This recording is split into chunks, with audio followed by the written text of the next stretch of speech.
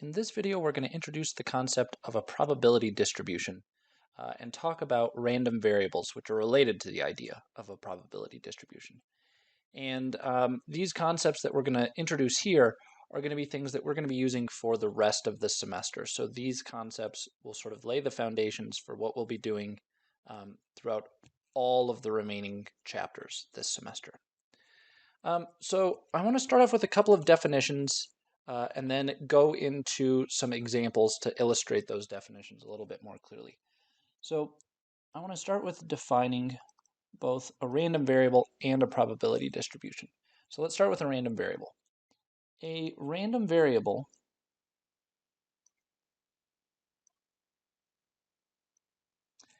is a numerical outcome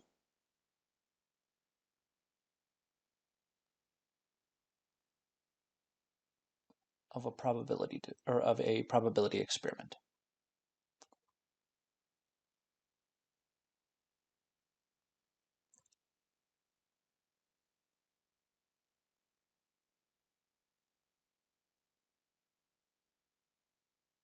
So what I mean by that is we've already talked about outcomes of probability experiments, things like flipping a coin, rolling a die, things of that nature. If the outcome of that experiment is a number, if it is quantitative, numerical in nature, that can be considered a random variable. Basically, the random variable is a placeholder for any numerical outcome of one of these probability experiments. So for example, when you roll a die, the outcomes are the numbers 1 through 6. So the outcome of a die is a random variable. The outcomes are naturally numbers. Whereas if we're flipping a coin, the outcomes are naturally heads and tails, which are not numbers. And so in that case, if we wanted to introduce a random variable related to the probability experiment of flipping a coin, it can't just be the outcomes, direct outcomes, heads and tails, but rather maybe we need to keep track of the number of heads. So maybe we flip the coin 3 times and we want to keep track of the number of times that it lands on heads. That could be a random variable because it is a number, but the heads and tails themselves are not a random variable. There will be a couple of different kinds of random variables. We'll break these down because they're numerical in nature in the same way that we talked about quantitative variables. So we will have both, so there are 2 types, and it's the same 2 types that we have talked about before. We'll have discrete and continuous. So we'll have discrete random variables.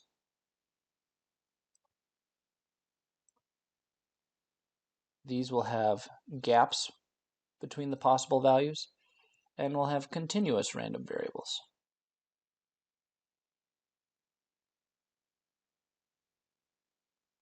And these have no gaps. Right? So basically we care about all the decimals in between the values that we're interested in. So in this week, we're going to focus just on discrete random variables for the most part. And starting next week, we'll take a look at continuous random variables and the probability distributions related to those. Which brings up the idea of a probability distribution. So let's define that as well, and then see how we can put these to use in some examples. A probability distribution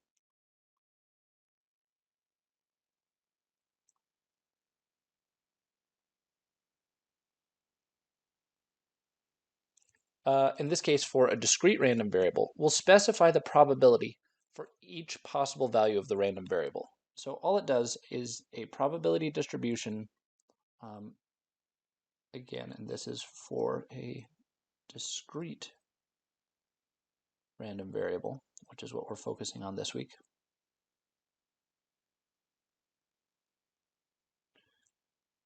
Specifies the probability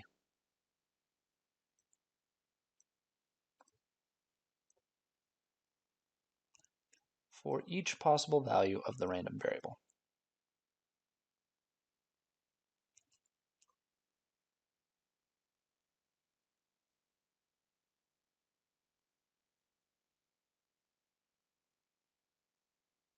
So in a lot of ways, this is kind of similar to the idea of a probability model that we talked about back when we introduced the concept of probability. Basically, what it's saying is a probability distribution is going to specify the probabilities for every single possible value that the random variable can take on.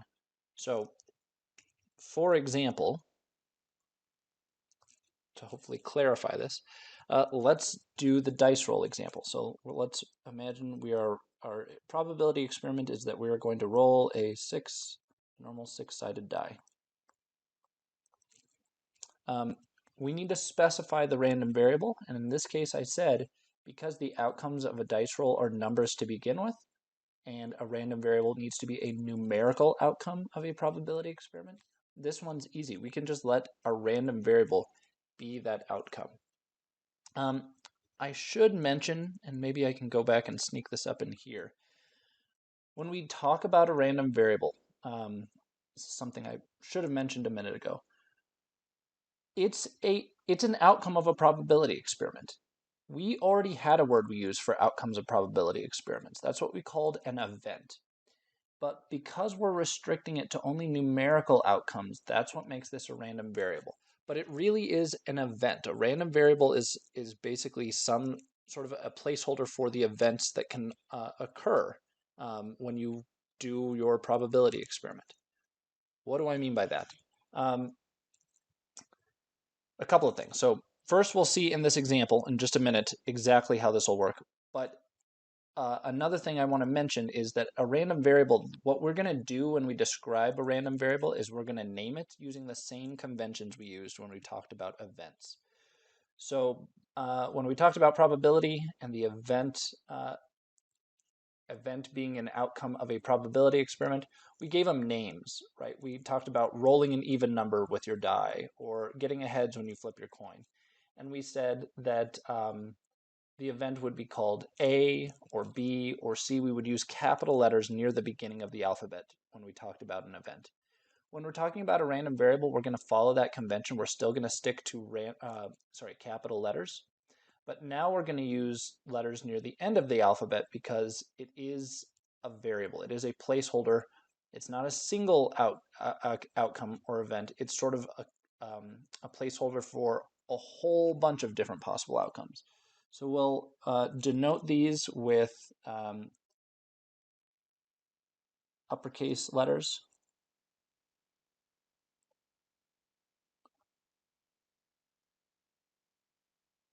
Uppercase letters. And typically, the one that we're going to use is the letter that we often use when we're talking about a variable, a capital X. So capital X is going to be the placeholder. So let's come back to this example and let me hopefully it'll make more sense once we see this in action. What I want to do after we roll our six-sided die is I want to let X, our random variable, be equal to the outcome of the dice roll in this case, because the outcomes are already numbers to begin with. So it is equal to the outcome of the dice roll. And we're defining this before we've ever even rolled the die. And so this is what I mean by it being a variable. We're not saying that X is specifically the outcome of rolling a 1. We're just saying it is the outcome of the dice roll. It is a placeholder for any outcome of the dice roll. No matter what you do when you roll the die, you're going to get a numerical outcome. And so X, the random variable, is a placeholder for every one of those possible outcomes. That's how we're defining it. It's like a variable. When you solve for it, you don't know the specific value so in an algebra class, you don't know the specific value of your variable ahead of time. You only find it after the fact once you do the work. X in an algebra class is a placeholder for some number that you're looking for. Same thing here, is a placeholder for all the possible different outcomes that you can have when we roll this die. Okay. If we are rolling our six-sided die and we're letting X be the outcome of that roll, the probability distribution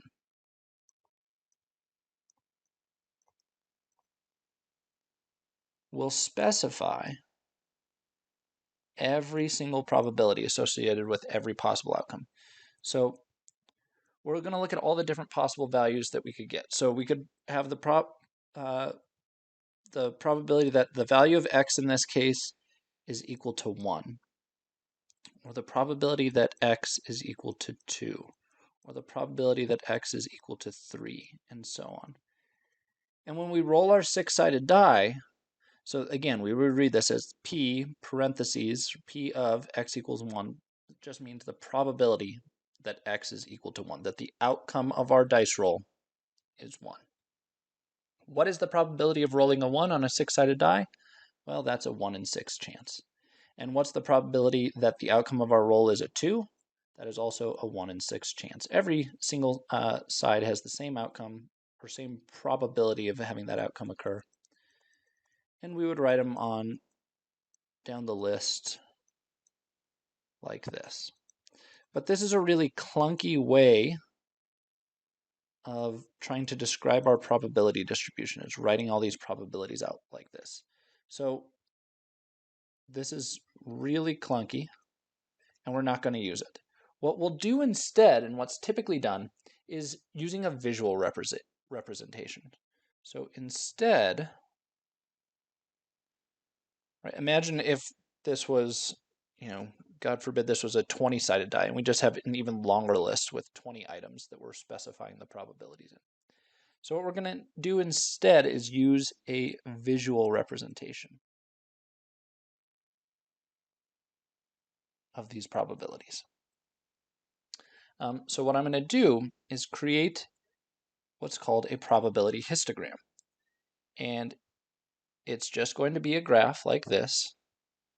This one's going to be fairly easy. We're going to have on one axis x, which you'll recall in this case is just the outcome of the dice roll.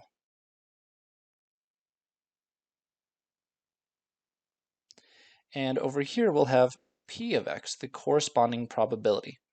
And so I need to list all the different possible values of x along the axis here, along this horizontal axis. We said the possible outcomes, we've listed them up here when we roll our six-sided die, are 1, 2, 3, 4, 5, up to 6. So 1, 2, 3, 4, 5, and 6. And what are their corresponding probabilities? They're all 1/6. So if I just make it really easy for myself, I'm going to mark that height as being 1/6. This is a really easy distribution, probability distribution to visualize. All of the bars in my bar graph in my histogram here have the exact same height. They are flat, even if my drawing doesn't necessarily make them look that way.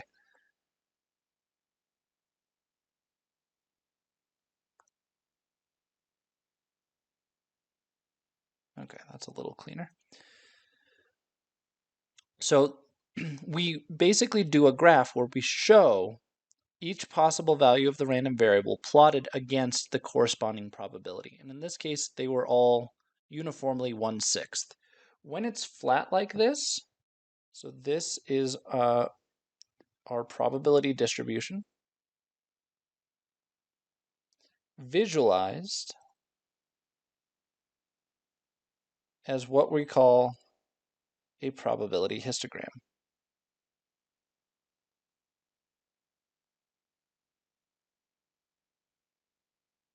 There we go. Oftentimes, when I talk about a probability distribution, I will literally just be referring to the graph. Often we'll just call this, if you see a graph like this, we'll just call it the probability distribution. So we may interchangeably call the graph itself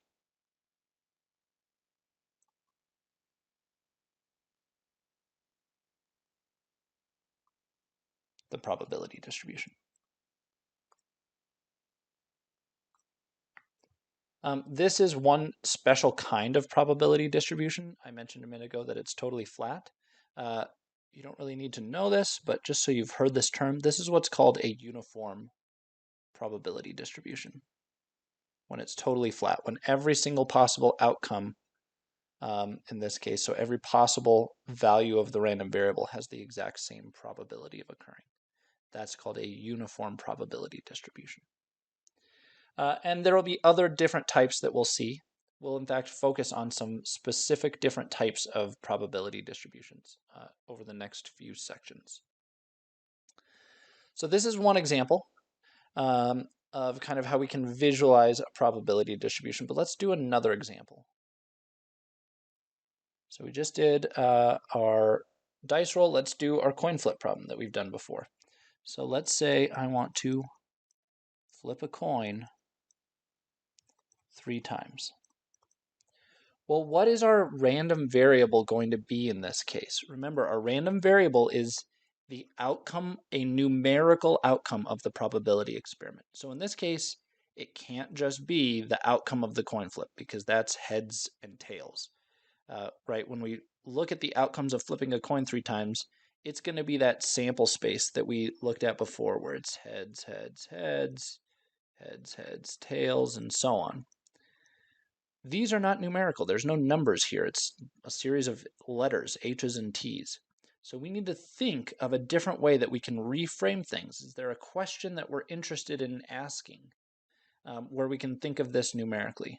And so in this case, and this isn't the only option, but I'm going to let x be the number of heads. So let me say let x be the number of heads. I want to let x be equal to the number of heads that we get. But maybe we're interested in a different question. We could just as easily have made x be the number of tails, or let x be the number of the number of outcomes where we get the same face every single time, something like that. So there's different things that we could let this be, but in this case, I'm defining it as the number of heads. But now this is going to be a number, right? It is now a numerical outcome. I'm converting it from this list. Let me finish this list of our sample space. So we had heads, heads, heads, heads, heads, tails. We've got heads, tails, heads, heads, tails, tails, tails, heads, heads, tails, heads, tails, tails, tails, heads, and tails, tails, tails. So let me just remind you, this was that sample space that we had, that we developed when we were talking about probability. There's 8 possible outcomes here. And we found this using a tree diagram when we did it last week. So I'm just copying it from that previous lesson. I'm not going to go through the tree diagram again. But basically, this list of outcomes, which are the actual outcomes of flipping a coin 3 times, this cannot be a random variable because these are not numbers. But if I let x be the number of heads, I can convert this to a series of outcomes that are in terms of this concept, that are in terms of random variables. So let's do the same thing. We can write it down as a table if we want. So up here we just had this big long list. Maybe we can organize that a little bit more cleanly into a table. Well, where I can write, so in table form, maybe I can write, here are the values of x, and here are the corresponding values of p of x. And that way I don't have to just write it all out a million different times separately, write p of x over and over and over again. So what are the possible values of x in this case? Well, looking at the picture up here, again, we're letting x be the number of heads. In this case, this outcome right here of our 3 coin flips, what is the number of heads in this case? Well, it's 1, 2, 3. All 3 outcomes were heads in this case. So it's possible to have x be equal to 3. It's possible for the number of heads that we get to be 3. But you can see here it's also possible for the number of heads to be 2 instead. This one only has 2 heads. Over here, here's an example of a case where where the number of heads is only 1. It's only 1 heads. And all the way over here, here's an example of a case where we don't get any heads, so we have 0 heads. So what are all the possible values of x? What are all the possible conceivable number of heads you can get when you flip a coin 3 times? Well, it can go anywhere from 0 if you get tails, tails, tails, all the way up to 3 if you get heads, heads, heads. So there's 4 different outcomes here, 0, 1, 2, or 3. These are the possible values for the number of heads we can get. And that just goes we get them by going through this list and just counting the number of heads. What are the corresponding probabilities? Well, we can do that again now that we have the whole list here. And remember that we have n equals 8 total outcomes here. How many out of the 8 involve getting 0 heads? So what is the probability of getting 0 heads? Because all of these outcomes are equally likely to have occurred. Well, as we go through it, the only one that involves 0 heads is this one. So it's only 1 out of the 8 chances, and that is therefore its probability. We have a 1 in 8 chance of getting 0 heads when we flip a coin 3 times. What's the probability of getting 1 heads? Well, this one has 3, so that doesn't count. This one has 2, but here's one. This one involves only getting 1 heads. This one only has 1 heads, and this one only has 1 heads. And all the others have a different number of heads. So we have, in this case, 3 different outcomes that involve getting only 1 heads. And it's 3 out of 8. So the probability is 3 out of the 8 total outcomes. What about getting 2 heads? We can go through the list, and this one has 3 heads, so that doesn't count. But here's one with 2 heads. Here's another one with 2 heads, and here's a third one with 2 heads. So this one, there are also 3 out of the 8 outcomes that involve getting 2 heads. And how many involve getting all heads? So all 3 outcomes being heads? Well, we just have 1 over here. That first one. So it's only 1 out of the 8 again. And so this is our probability distribution. Excuse me. This is our probability distribution in this case. And if we visualize it with our probability histogram, what we'll get is, again, x is the number of heads. And our 3 coin flips. Over here, we're plotting p of x, the associated probability. The different possible values of x were 0, 1, 2, and 3. And the corresponding probabilities were all in factors of an eighth. So if I let this be 1/8, 2/8, which is the same as a fourth, and 3/8, just make sure that we go in some nice even increments over here. We can draw the histogram for this. 0 corresponded to a height of 1/8, so the bar over here is 1/8. For 1, it was up to 3/8. For 2, that was also at a height of 3/8, or probability of 3/8. And then 3 was back down at 1/8 again. And so we get a histogram in this case that looks like this. This is not a uniform distribution. Instead, you see that it's higher in the middle and lower down at the edges. And in fact, this is something that we will see going forward. This will eventually relate to a topic that's going to dominate the rest of the semester. So this is not the last time we will see a probability distribution with more stuff sort of at the center of the distribution and smaller stuff out towards the sides of the distribution. Okay, so here's 2 examples of probability distributions. Keep in mind that sometimes the random variable will really be easy, right? In this case, with dice rolls, it's just the outcome of the dice roll.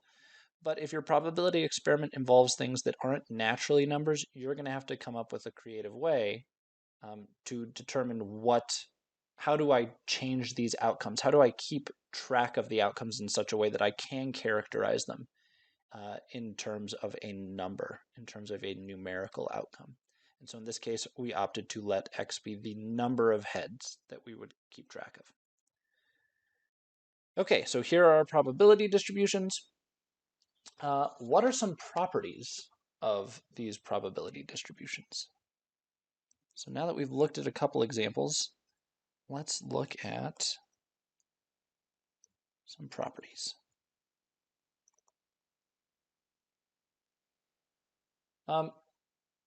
One thing to keep in mind, as we've seen here in both of these cases, the probabilities that we found both here and then up here uniformly across, they're all numbers between 0 and 1. And this makes some sense because we talked about probabilities in general last time, and we said that they are typically written as decimals. Probabilities are proportions, and that means that they're numbers that fall between 0 and 1. 0 means the probability, so a probability of 0 means that it's impossible for that outcome to occur, and a probability of 1 means that that particular outcome is guaranteed to occur. And so in this case, all the individual properties that we have, all the individual probabilities that we have, need to be between 0 and 1. So all the values of p of x, all the heights of our bars in our graphs need to be at minimum a height of 0, at maximum a height of 1. And secondly, the sum of all of the probabilities has to add up to 1. And we can see that if we look at all of the examples that we had up here, here were the outcomes, 1/6, 1/6, 1/6, 1/6, 1/6. These were the probabilities of our 6 outcomes. And if we add them all up, we've got 6 of them, so 6 1/6ths. You can either think of it as a multiplication problem, multiply 6 by your 1/6, or just simply add up 1/6 6 times. So 1/6 plus another 6 plus another 6 plus another 6 plus another 6 plus another 6, and they sum up to 1.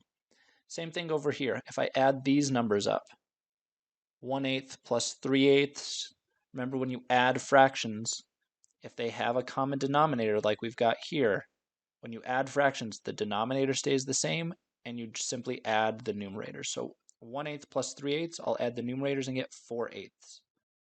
Then I'll add 3/8 to that, and I'll get up to 7/8. Then I'll add one more eighth, and I'll be all the way up to 8/8, which is indeed something that simplifies to 1. So the sum of all the probabilities has to add to 1. And the reason for this, from an intuitive perspective, is that we're keeping track of every possible outcome. And when I say, what is the probability that either I get 0 heads or 1 heads or 2 heads or 3 heads when I flip a coin 3 times, the answer is 100%. One of those outcomes is guaranteed to occur. So they have to add up to 100% of the possible things that could occur. The sum always is going to be 1. And so again, visually, these probabilities correspond to the heights of the bars. And so if you stack them one on top of the other, they would pile up to a total height of 1 every single time. What this means is, so just keeping this in mind, it's possible for x, our random variable, to be negative,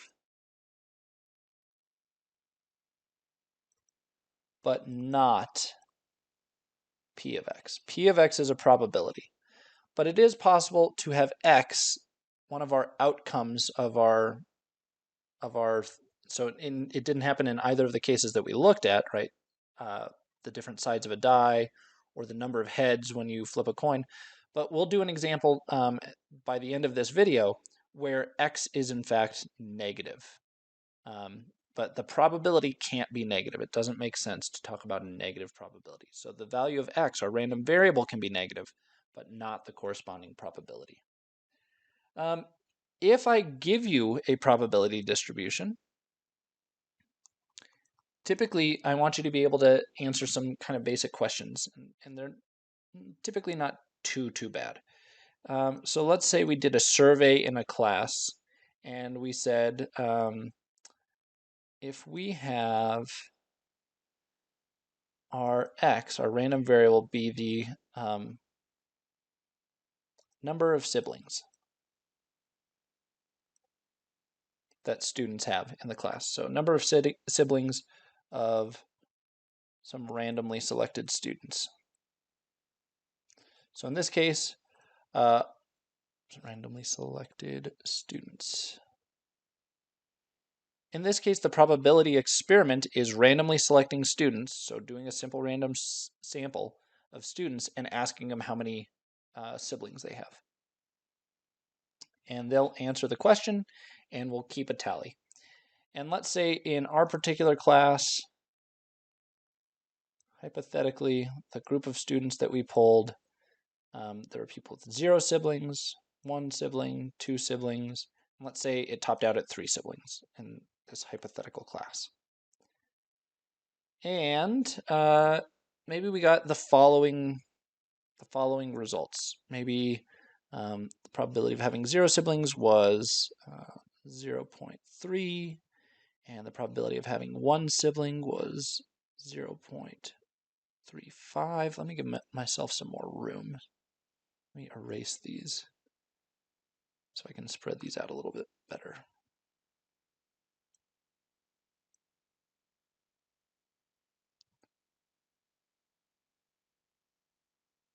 Okay, so there's the possible outcomes. 2 siblings was maybe 0.15, and now let's do like 0.25. And then the last one, 0.1.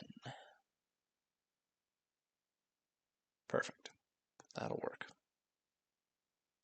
Okay, so let's say this is the probability distribution for this class.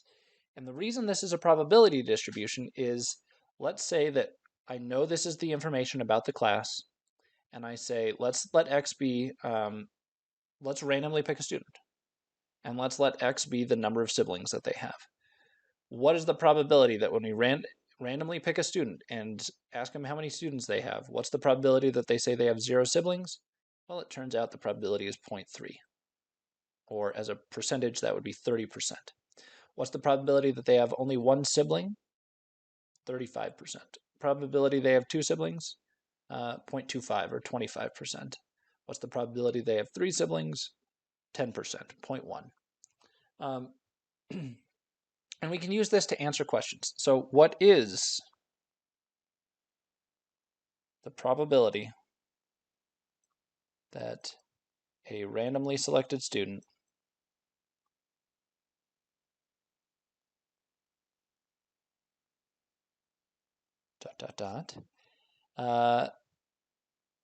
has 3 siblings?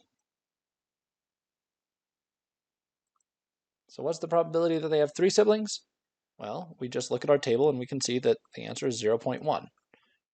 This is the corresponding probability that goes with that particular value of the random variable. So there's one question we could ask. What are some other questions we could ask? What is the probability that they are,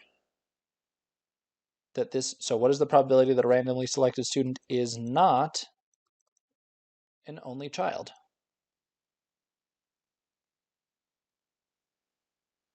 So them not being an only child, I should say, means that they have at least a sibling, right? They have siblings. 1 sibling, 2 siblings, 3 siblings, doesn't matter. All of those are not only children. So we have a couple of options. I can add up all of those outcomes. So basically I want to take the probability of having 1 sibling plus the probability of having 2 siblings plus the probability of having 3 siblings and add them up. So we'd get 0.3 plus 0.35 plus, sorry, I'm adding up the wrong numbers here. So let me get the numbers correct. The probability of 1 is 0.35. So sorry, this first number should be 0.35. The second number is 0.25. And the probability of having 3 siblings was 0.1. And when I add those up, I get 0.7. But another way that we could have done this is recognized and use our rule of complements. The probability that a randomly selected student, so the event that our randomly selected student is not an only child, what's the complement of not being an only child? Being an only child. And so we could have, instead of adding up all of these numbers, I could have framed this as, let's just figure out what's the probability that somebody is an only child, which is the complement of this event, and then do 1 minus that. So, or if I let, basically again, if A equals not only child, then A complement would be that they are an only child. And we can figure out the probability of event A by doing 1 minus the probability of A complement. So what's the probability of A that they're not an only child? Well, that's going to be 1 minus the probability that they are an only child, which in this case, the probability that they are an only child means that they have 0 siblings. That's the probability of having 0 siblings, which is 1 minus 0.3, which also gives us the very same 0.7 as our answer. So more than one way to frame this, and it's a really good thing to keep in mind. Sometimes this rule of complements is going to be the only way you can approach certain problems. So keep that kind of in the back of your mind.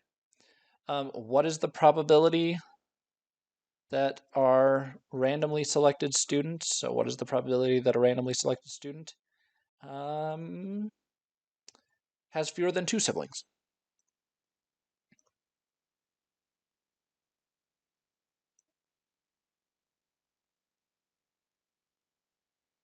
Well, in this case, what constitutes having fewer than 2 siblings? So if somebody has exactly 2 siblings, does that count? And the answer in this case would be no. Fewer than 2 siblings means they either have 1 sibling or 0 siblings. So in this case, this is the probability of 0 siblings plus the probability of having 1 sibling. And I just need to add those two numbers up. So here's 0 and 1, 0.3 plus 0.35, which gives me 0.65. So once we have a probability distribution like this, a table like this, with all of the information encoded in it, we can use that to answer a whole host of different types of questions. And you'll see problems similar to this, for example, when you do the homework. So this is one way we can use it. Another thing that you're going to see is that we can compute statistics on random variables. So statistics for random variables. And statistics on, another way to think about it is statistics on probability distributions. Okay. And this is going to be a really important concept.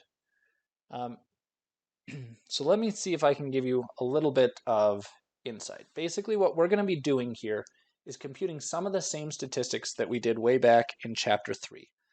We're going to look at the mean, the variance, and the standard deviation in particular. So really we want the mean and the standard deviation, but the variance will just kind of be, again, a byproduct that we'll use to get our standard deviation.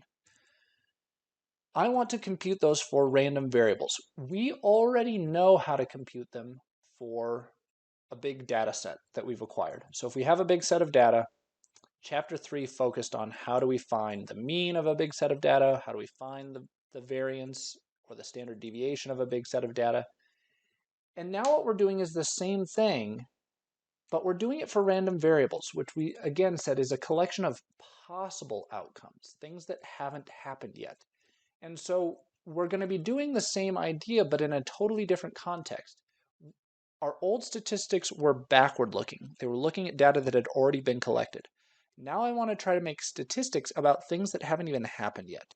So in that sense, these statistics are going to be predictive. And so, for example, it's not the outcome that we saw, it's the outcome that we would expect to see. So when we look, for example, at the mean, what we're going to have is a formula for the mean, but this is often called in this context,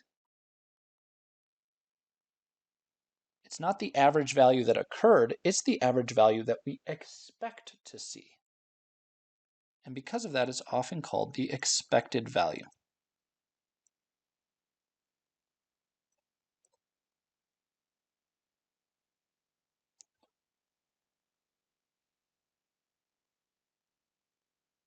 So it's the average outcome we expect to see.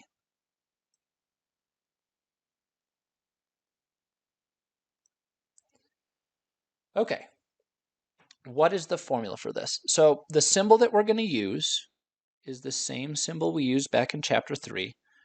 We're going to use mu. So right, we saw x bar for a sample mean. Mu in this case is going to be our population mean. We're going to stick to mu's in this case. So we're going to always think of the possible outcomes, our random variable, as being the entire population of possible outcomes. So we're going to have mu, but to distinguish it from the mu we used back in Chapter 3, where it was backwards looking at a data set we already had, in this case, it's the expected value of a random variable. So I'm going to put the name of the random variable as what's called a subscript, kind of down and to the right of the letter itself. So it's going to be mu sub x, where x is our big random variable. And this is going to be equal to the following. It's the sum of x times p of x. This is the formula. As a side note, you may also see it written as a big capital E of x for the mean. So basically, this big capital E is typically used when we're referring to it as the expected value. These two symbols are totally interchangeable. So write that over here. Mu sub x equals the same thing as E of x. They are interchangeable.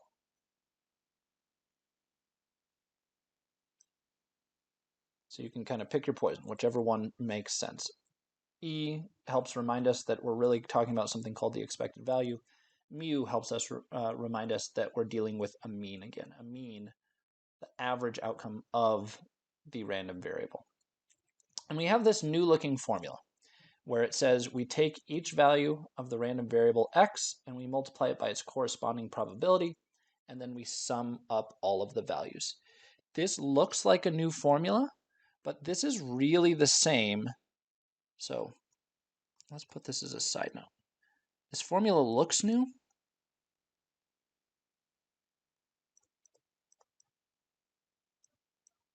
but under the hood, it's really the same as our old formula.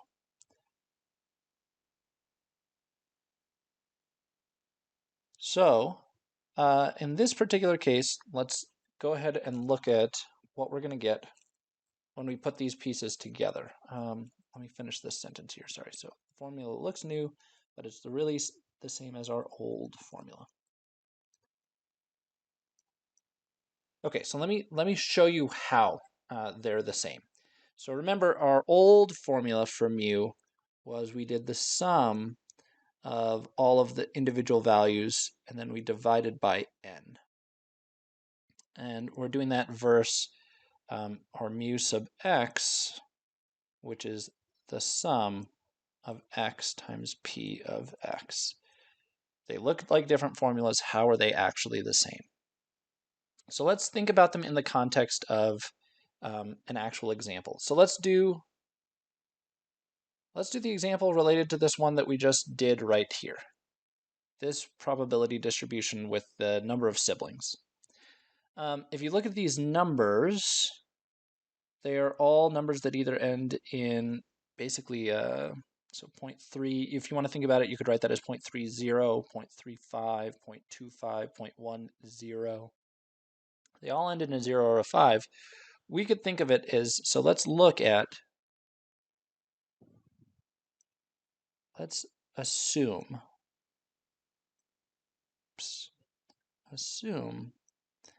that there were 20 students. And the reason I'm picking 20 is just because we could have done more, we could have done 100. But 20 students is a smallish number that'll give me the types of decimals that showed up in this table right here when I use 20 as my denominator. So let's assume there were 20 students in the sibling example.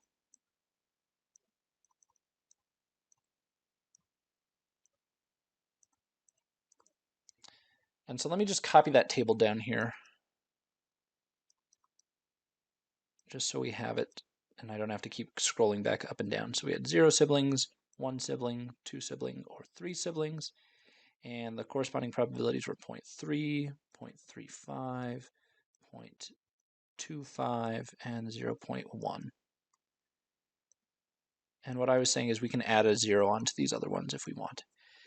If you look at these, if we think of it as actually having 20 students, we could have also said, just written it as a frequency distribution. So we could do x, and we could write it as what is the frequency of students with that particular value, with 0 sibling, 1 sibling, 2 siblings or 3 siblings. And in this case, for 30% of the students to have had no siblings, if there were 20 students, what is 30% of 20? I can multiply 0.3 times 20, and we wind up getting 6. This means there were 6 only children in this survey. And if we go through and do it with the other numbers, we will get 7, 5, and 2. Where am I getting these numbers? All I'm doing is taking our hypothetical 20 students that we've got and multiplying by the associated probability, which is basically to say that 30% of our students had 0 siblings, 35% had 1, and so I'm doing just multiplying these together. In this case, the first one, 0.30 times the hypothetical 20 students, and getting the value here that we get for our frequency. But the total then of all the students, we would need to verify this, that this should add up to 20, and it does. 6 plus 7 is 13, plus 5 more is 18, plus 2 more gives me up to a total of 20. So both of these tables, these are 2 different ways of kind of representing the same idea. Over here, we didn't actually know how many students were sampled. Over here, we do know how many students were sampled. And we're having a frequency distribution where we know the total of students that we used was 20 students. But they really represent, these are 2 different ways of representing that same idea. So over here, this is like my data set. This is a probability distribution. But this would be a corresponding data set, if you want to think about it like that. So we have a probability distribution and the corresponding data set that represent the same information. Just over here, we have the additional piece of information of knowing that there were 20 students in the class. Okay, so on this, if we wanted to compute the mean, all we need to do is add up all of the values that we've got. And over here, we also want to compute the mean. So let's start over here on the left. This one is the mu sub x, and we said it's going to be the sum of x times the corresponding p of x. And if we write this out over here on the left, the first value of the random variable x is 0. And I want to multiply that by its corresponding probability. So it's going to be 0 times, I'll use parentheses for my multiplication here, 0 times 0.30, because that's the corresponding p of x for when x is 0. So 0 is our x value. What's its corresponding probability? 0.3. So that's the first product. Then I go to the next one, and I need to add it in. So the next one I had 1 times 0.35. The next value of the random variable is 1, and it has a probability of occurring of 0.35. Then we go to the next one, which is 2 times 0.25, and the last one is 3 times 0.10. So all I'm doing is taking each x value and multiplying it by its corresponding p of x value, so the top times the bottom, and then summing them up. Let me grab a calculator so we can do these real quickly. If we do this, I will get that first one I can ignore because it's times 0. The next one is going to be 0.35. Then the next one I will get 2 times 0.25, which is 0.5 that I need to add. And then the last one, 3 times 0.1 is going to be 0.3. And I just got, in this case, 1.15. 1.15 siblings. This is the average number of siblings in this set of data. Now I want to do the same thing with this other mean. So over here, I'm just going to do mu, and I'm going to use this data set. And our formula here is just the sum of x, oopsies, let's write this lowercase, sum of x over n. And all it says is we need to add up every possible outcome. So if I want to look at this data set over here, what it's telling me, because I have it written as a frequency distribution, we can unpack this frequency distribution to figure out what the original data set looked like. There were 6 people that had 0 siblings, so there are 6 zeros. 0 plus 0 plus 0 plus 0 plus 0 plus 0. There's the 6 zeros that I need to sum up. Right, remember, x here represents all the individual values. So there were 6 total zeros that I need to add up. And then there are 7 total ones, so I'm going to have 1 plus 1 plus 1 plus 1 plus 1 plus 1 plus 1. How many did I get? Did I get all 7? Yes, there's all my 7 ones. I had 5 twos, plus 2 plus 2 plus 2 plus 2 plus 2. And then I had 2 threes. So in this case, what I'm suggesting is this frequency distribution must have come from a data set that looked like 0, 0, 0, 0, 0, 0, 1, 1, 1, 1, 1, 1, 1. Just put my commas between these. Right, we've gone through and we've sorted it, but we're just pulled all the students in the class and we recorded how many siblings they had. The first student said 0, the second student said 1, third student said 0 again, and now we've just sorted them. So I'm going through and listing them all. There were 5 students that said they had 2 siblings, and there are a couple that said 3. Right, and there's n equals 20 siblings in this case, or 20 students, I'm sorry, in this case. So here's the list of, after we polled the class, here were the results. A bunch of people said 0, a bunch of people said 1, a handful of people said 2, and a couple of people said 3. Where did I get this list? Just by counting how many zeros must have occurred, how many ones must have occurred, how many twos, how many threes. I have the frequency distribution, and I've basically done kind of the reverse of what we were doing back in chapter 2. We would take a raw set of data and convert it to a frequency distribution. Here I've taken the frequency distribution and converted it back to the raw set of data. And down here I've taken that list, our raw set of data, and I've plugged it into this formula. So far I've done the numerator. I've summed up every single value from this list over here. And then I need to divide the whole thing, by 20. And it turns out you will also get 1.15 siblings. But how are these the same? These formulas look totally different. But at the end of the day, they're really not. So let's compare these two.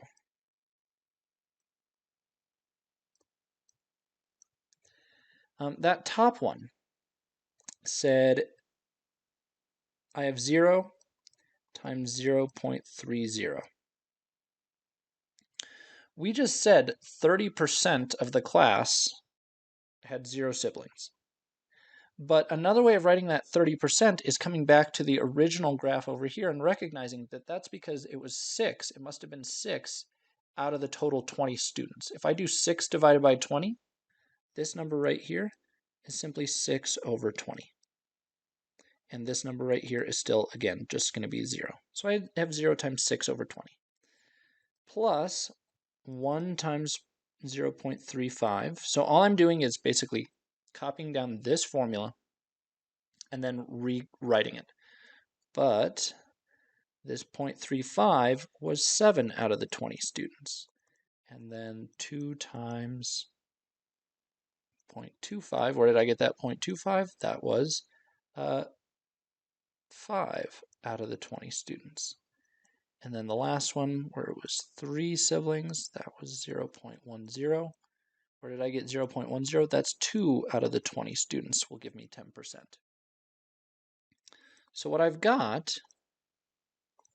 is a formula that looks like this. So this is the top formula, and I want to get eventually to the bottom formula. Well, what I've got here is a whole bunch of things that are over 20. So hopefully there's a good indication that now that I've got everything over 20, that over 20 matches the dividing by 20 that I was doing here. And these numbers, 0 times 6, 1 times 7, 2 times 5, 3 times 2, when we're multiplying these across, you're just multiplying sort of the numerators. You can think of 2 as being a fraction, 2 over 1, if you want to think about it. But the point is, when I multiply a number by a fraction like this, I'm only multiplying the numerator. The denominator stays put. when I multiply by a whole number like this. So this was a really long, clunky way to write things, and it would have been much easier. Right here I have 0 plus 0 plus 0 plus 0 plus 0 plus 0. We're repeating addition over and over and over again. We're just adding up the same number a bunch of times. In this case, how many times are we adding up 0? We're doing it 6 times. That's what multiplication is. Multiplication is simply repeated addition. So what's a more concise way of saying 0 plus 0 plus 0 plus 0 plus 0 plus 0? Well, that's the same as saying 0 times 6, that I have 6 zeros. So this 0 times 0 times 0 times 0, or sorry, this 0 plus 0 plus 0 plus 0 plus 0 6 times is the same thing as 0 times 6. So I can rewrite that 0 times 6 in a much clunkier way as follows. There's all of my, this is my 6 times 0 piece. Oops. 6 times 0. And what is it divided by? It's divided by 20. Then my next piece is going to be 1 times 7. What's another or clunkier way of writing 1 times 7? That's just the repeated addition of 1 plus 1 plus 1 plus 1 plus 1 7 times. So this is my 7 times 1. And I'm, again, dividing it by 20. 7 times 1 divided by 20. Here's my 7 ones divided by 20. And then the next one is, we've got 5 2s.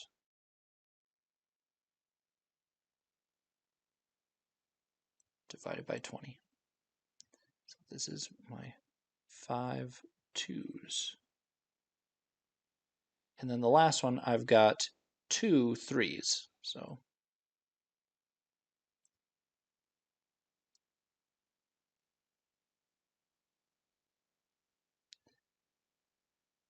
I'm just taking the products of all the numerators, and we get this big, ugly expression down here, where I'm writing it worse.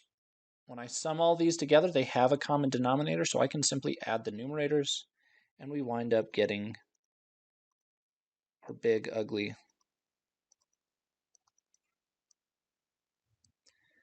there's all my zeros, plus 1, plus 1, plus 1. Hopefully you get the idea. I'll finish writing this out for the sake of tediousness anyways. At least it'll be complete. Plus 3, whole thing over 20. And this is our bottom formula, comparing the two formulas side by side. Okay, so this is just a really long-winded way to say that these two formulas, even though they look different, they're fundamentally doing the exact same thing. It's just that over here in the P of X, the probabilities that we've got right here, those probabilities have the dividing by n built into the denominator. Right? It's just the denominator of the fraction. So this probability, remember we wrote these probabilities as k over n. N is built into the denominator of these probabilities anyways. So we don't have to make it explicit like we do in this formula over here. These two formulas fundamentally are the same thing. This one is much easier to apply in the case of a probability distribution. So we will be using that one. And we did it. We did it right here. Notice this was much faster than doing it out by hand this way. I will show you how we can do this type of a calculation in both Excel and on the calculator in a separate video. But for now, let's move on and look at the other statistics. Okay. Oh, one other thing before we move on. What's the interpretation of this? We got our answer, 1.15 siblings. What does that mean in this context? Here's our answer. What it means is, on average, I expect, if I were to randomly pick people from this class and ask them how many siblings they have, on average, I would expect their reply to be 1.15 siblings. And that's a really weird concept, because it's not possible to have 1.15 siblings, right? Even if you count half siblings as literally 0.5 of a sibling, you still can't get these decimal type results that look like this. But at the end of the day, right? If you ask somebody how many siblings they have, they're either going to say 0 or 1 or 2 or 3. They're going to give you a whole number. So it's not possible to have these decimal values. But this result isn't for one person. This is the result on average. If you repeated this experiment over and over, so if you randomly picked somebody and you asked them how many siblings they had, and you wrote that number down, then you asked another person, or picked a random person, asked them how many siblings they had, you wrote that number down, and you repeated this experiment over and over and over again, this is the average result you would expect to see, right? Some people would say 0 siblings, some would say 1, some would say 2, some would say 3. When you took all the results of all those people and you took the average, this is what you'd get. So that is what it means when we talk about the expected value. The expected value is the value you expect to see on average. It's the average outcome we expect to see. So just keep that in mind. The expected value, the mean, it is the result that we expect to see. And this is a really powerful tool. I'll show you in an example in just a minute how we can use the expected value to make some really cool predictions. So the next statistics, now that we spent a lot of time on the mean, and we have this giant chunk of notes for the mean, let's look at the variance and the standard deviation. And these ones, I will just give you the formulas. Variance, which we're not really going to use, but I'll give it to you just so you have the formula. And then the standard deviation, which is the one that we'll actually use. And then again, I will show you how to compute these things in practice on a calculator or in Excel. So there's actually 2 formulas for the variance. The symbol we're going to use for the variance used to be sigma squared, and again now we just need to add an x down as a subscript to indicate that it's the variance of the random variable x. And if you derive this formula, it looks like the following. It's the sum of x minus the mu sub x that we just found squared times the p of x value. But it turns out that this can actually be simplified mathematically and more commonly would be written as the following. So it's going to be the sum of x squared times p of x. Add all of those up, and then once you're done adding those up, subtract off the square of the mean. So these are mathematically equivalent. Showing that equivalence is actually really, really complicated, but they are identical. And the reason that I give you both formulas is in practice, this one actually requires just a little bit less computation. We can do one of these maybe by hand in a minute, just an easy one, but in practice, again, I'm not expecting you to do these calculations by hand. I'm expecting you to use a calculator to do these calculations. So the standard deviation, again, of our probability distribution, deviation. What does that formula look like? It is simply sigma x, and it's the square root of whatever we found for the variance. So you take the number you got up here, whatever number this spit out, and you take the square root of that number. Okay, so let's put these formulas to use and see how they work in an actual example, because this is something that's actually, I think, hopefully going to be semi-interesting. So I'm going to look at the game of roulette. I think there's only one L. Okay, game of roulette.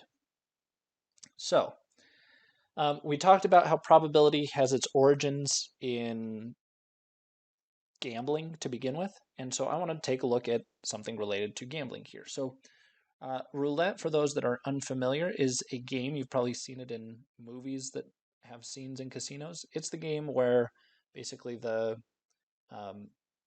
employee of the casino spins a big giant wheel, and they put a little metal ball that's rolling in that wheel in the opposite direction, and eventually the ball winds up sitting in one of the slots on the wheel.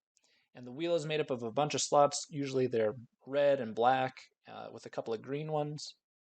That's the game we're talking about. So we're spinning a big roulette wheel. It turns out a roulette wheel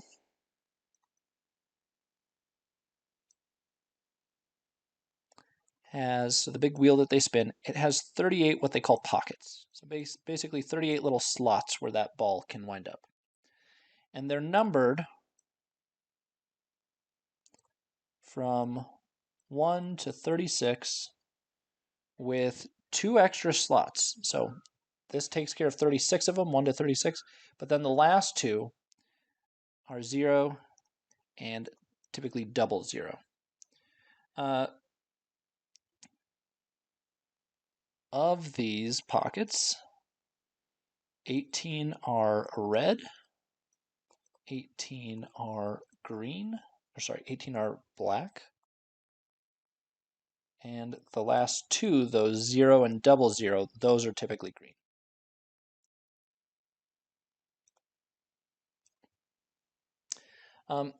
If you bet on it and you win, so if you bet $1 on one of the colors, the most common way to play it is to just bet on a color, either on red or on black. You can also bet on green, you can also bet on a specific number, but for us, let's just say that we're going to bet on a color. It turns out a $1 bet on one of the colors, on say red, it pays out $1 if you win. And it pays out nothing if you lose. So essentially what it's saying is you're going to put $1 down and you're going to bet on red. And if it lands on red, you get your dollar back plus $1. So you are up $1 relative to where you started. If you lose, if it lands on either the black or the green, then you lose the $1 that you bet and you are down $1. So the net result is either that you're up $1 if you win, or down $1 if we lose. And I want to figure out what is the expected winnings?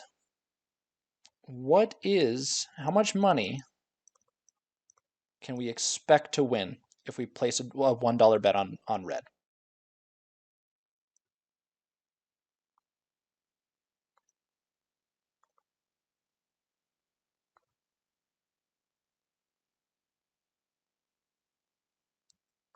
And it turns out it would be the same answer if you talked about a $1 bet on black.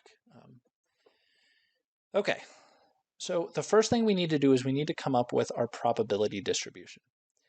And that means we need to define a random variable, x. So what should x be? I'm going to let x be the winnings. It's what the question is about. What is the expected winnings? I want to figure out the expected value of the winnings. That's what this is basically saying. So I want to let x be the winnings for one spin. And it's a number.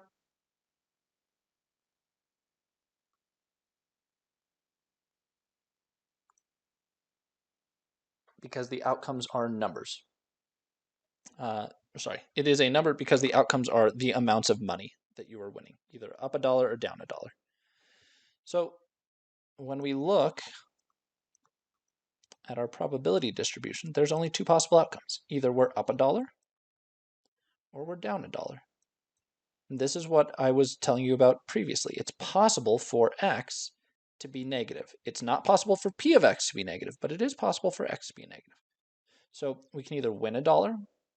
So one possible value of x, our winnings, is $1. We walk away with an extra $1 in our pocket. Or after the one spin, we walk away with one fewer dollars in our pocket. We're down $1. Negative $1 is essentially what we've won. We've won the right to give them $1. So these are the 2 different possible outcomes. And again, this one corresponds to winning, and this is what corresponds to losing. Those are the only 2 things that can happen when we play. What are the probability of each of these outcomes? Well, what's the probability of us winning? For us to win, our bet was on red. It has to land on red. Well, how many of the pockets are red? Well, it turns out that's 18 out of how many total? 18 out of the 38 are red. So we have 18 out of 38 chance of winning. what is the probability that we lose? Well, anything that doesn't land on red will lose our money. So that means if it lands on black, which is the other 18 out of 38, or green, which is the other 2 out of 38. So how many of them are not red? Well, that's the 18 black ones plus the 2 green ones. That's 20 out of the 38 outcomes that we'll lose. And so what this means is if we want to find the expected winnings, which I can write as either this or this, remember either of these symbols are fine, all I need to do is sum up x times p of x. And in this case, that's an easy formula because there's only 2 values of x. So we have the first outcome, 1 times its corresponding probability, which is 18 out of 38. And then to that I need to add the other possible value of x, which is -1, times its corresponding probability, which is 20 out of 38. And when we do this, I'll get positive 18 out of 38 when I multiply by 1. I'll get minus 20 out of 38. We wind up with -2 out of 38 if we're doing this as a fraction, which simplifies to -1/19. Or as a decimal, it turns out this decimal winds up being -0.052 or something like that, ballpark. And this is our answer. How much money do we expect to win for our $1 bet on red? Well, we don't expect to win. We expect to lose about a nickel. This is a little over 5 cents, right? We expect to lose 1/19 of a dollar. So again, if we bet only one time, if we only play this game once, you can't lose a nickel. There's only 2 things that can happen if you play once. You either win a dollar or you lose a dollar. But if you play the game a bunch of times and you record the results, so you play the game 100 times, some of the times you're going to win, some of the times you're going to lose. Sometimes you'll win a dollar, sometimes you'll lose a dollar the other times. Turns out we will lose a dollar slightly more often than we'll win a dollar. And on average, the average outcome of winning a dollar and losing a dollar at these probabilities is on average, we're losing about a nickel every time we place a bet. That is how it's going to work out. And that makes sense, right? The casino wouldn't have games that in the long run wind up losing them money. Us losing a dollar means the casino is gaining a dollar. So us losing a nickel every time we play means in the long run, they're gaining a dollar. And the law of large numbers tells us that over time, as we repeat a probability experiment over and over and over again, the results will converge to the true probabilities, will eventually converge to this. And it turns out that casinos can basically take that to the bank. If they know how many times or how much money people are going to bet on roulette over the course of a month, and they know that this is going to be, thousands and thousands and thousands of times that people are doing this, they can calculate with pretty high precision exactly how much money they anticipate making from that many bets. So basically, if they know that for every $100 that gets bet playing roulette, the casino is going to bank about $5. Right? If I multiply this by 100, that'd move the decimal place over 2 spots. The casino makes about $5, $5.20 for every $100 that are bet in the game of roulette. And so again, this is what the expected value means. It gives us an expected value. So we expect to lose about 5 cents for every dollar bet on roulette. What about the standard deviation? What is the standard deviation? That's an ugly sigma. There we go. What's the standard deviation? Well, it's going to be the square root of the variance. So it's going to be the square root of that big ugly formula that we have right here. So we can plug that in. So it's going to be the square root of the sum. That's also ugly. If I'm going to have an ugly formula, I might as well at least write it nicely.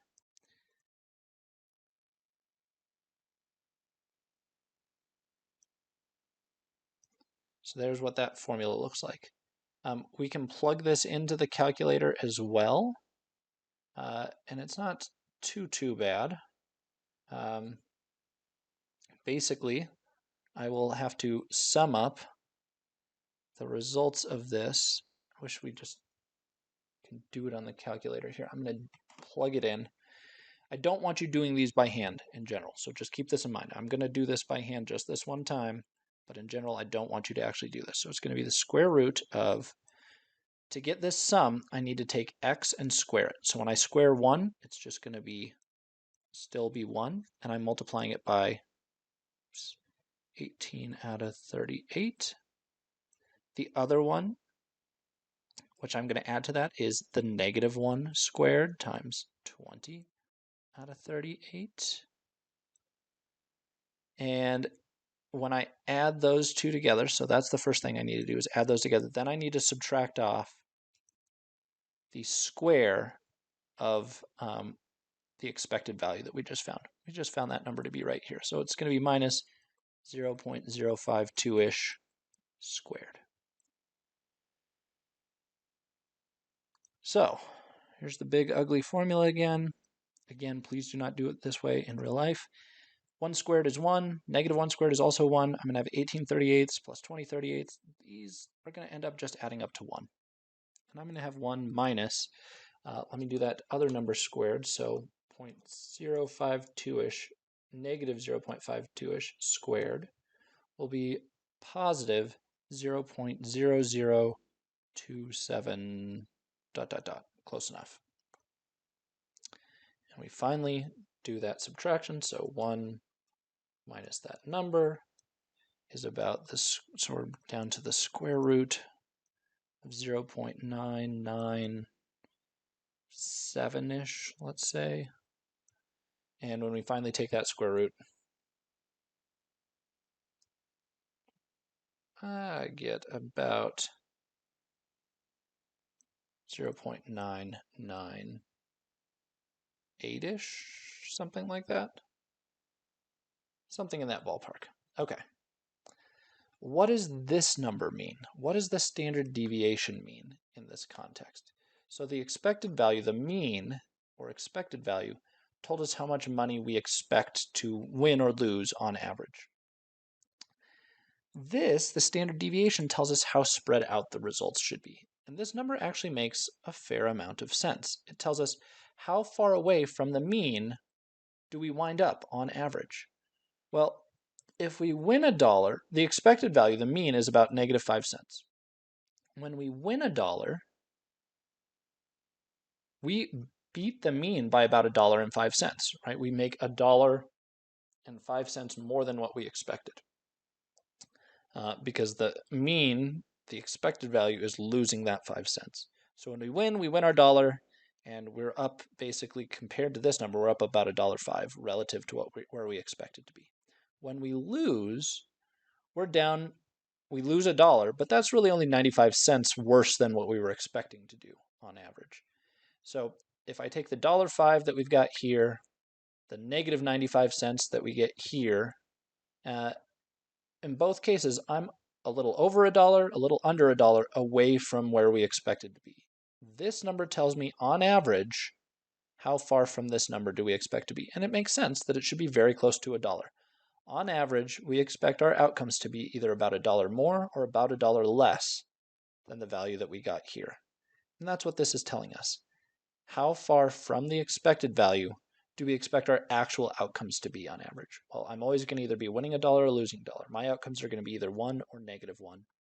On average, how far are they from this number? They're about $1 away from it. So that is what the standard deviation tells you. Please keep that in mind. The standard deviation is the average distance from the mean. If this is the mean, negative 5 cents, and these are the actual outcomes, positive $1, negative $1, on average, these two numbers are about $1 away, 99.8 cents away from the mean. So that is all it's telling us. So again, I will show you in another video how to do these in Excel and on the calculator, which is how I would expect you to do them going forward. But conceptually, I do want you to know and understand that the expected value gives us, in this case, the expected result on average that we should see. And I also want you to take away that if you go to a casino and you start playing their games, you can expect, on average, to walk away a loser.